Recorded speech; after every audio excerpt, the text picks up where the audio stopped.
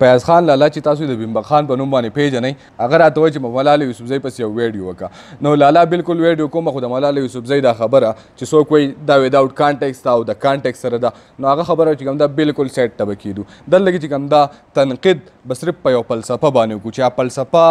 یولو فلسفه ده چې یولو مطلب دا دی یو لیو اونلی ونس ته یو پیر ژوند کې او د بدقسمتۍ سره د نړۍ هر یو نسل هر یو قوم او هر یو مذهب والا خلک چې کوم دی د فلسفې طرف ته مایله کیږي او په هغې باندې خپل ژوند تیری نو د دو خبره یا د دو ایمان دا دی چې بس ته یو پیر ژوند کې او ته چې کوم دی څنګه کې ستا مرضي دا کوی هېڅ هم نشته چې ته مړ شوې نو غني خان بابا یو خبر راته یادېږي هغه نه یو کس تپوس وکړو چې بابا الله پاک شته او که نشته غني خان بابا وې که الله پاک شته او که نشته ته یې ومنه وی که د مرګ نه پس الله پاک نه وجوزه خیر دی بچیه بچ پشي خو که الله پاک نو ستا پلار به ورته ځان ټینګ کړي نو د یولو فلسفه باندې کوم کسان ژوند تیری هغه هرګز چې کوم دی دا نه مني چې آیا الله پاک شته که نشته هغو د انګریزۍ یو بله فقره استعمالوي چې آی ایم جسټ ا میټر اف آی لیو اور ډای ډز اټ میټر ملاله یوسفزۍ که غلطه ده او که نه ده خو دا یولو فلسفه چې کوم ده دا غلطه ده که زه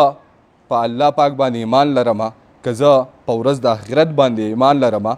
نو ماله پکار دی چې زه دې فلسفې ته خامخا غلط ویم که ملاله یوسفزۍ ته غلط ویم او که نه ویم نو فیاض خان لالا زما ویډیو دا ده چې یولو فلسفه د یو کمزوري ایمان لرونکي دپاره غلطه ده یولو فلسفه ریپیټ کوم لالا یولو فلسفه د یو کمزوري ایمان لرونکي دپاره غلطه ده د کمزوري ایمان مطلب دا چې زه هر قسمه ګناهګار کیدی شم خو زه د الله پاک د احکاماتو حکمونو نه انکاري نشم کېدی نو